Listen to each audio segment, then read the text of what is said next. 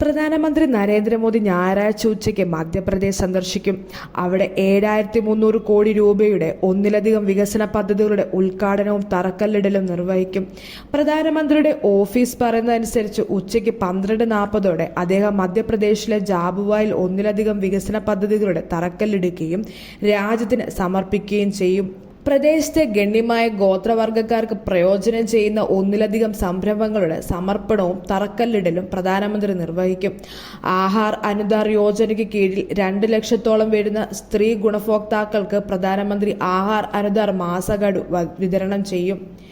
ഈ സ്കീമിന് കീഴിൽ മധ്യപ്രദേശിലെ വിവിധ പിന്നോക്ക ഗോത്രത്തിലെ സ്ത്രീകൾക്ക് പോഷകസമൃദ്ധമായ ഭക്ഷണത്തിനായി പ്രതിമാസം 1500 രൂപ നൽകുന്നു. PMO പ്രസ്താവനയിൽ പറയുന്നുണ്ട്.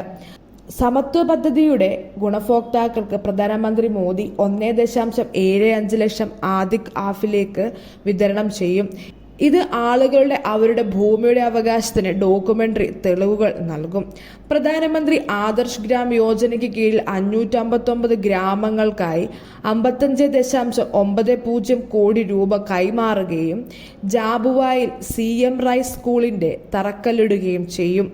ജാബുവായിലെ 50 ഗ്രാമപഞ്ചായത്തുകാർക്കുള്ള നൽജൽ യോജന പ്രധാനമന്ത്രി മോദി സമർപ്പിക്കും. ഇത് ഏകദേശം 11,000 വീടുകൾക്ക് പൈപ്പ് വെള്ളം ലഭ്യമാക്കും. പരിപാടിയിൽ പ്രധാനമന്ത്രി മോദി ഒന്നിലധികം റെയിൽ പദ്ധതികളും തറക്കല്ലിടും.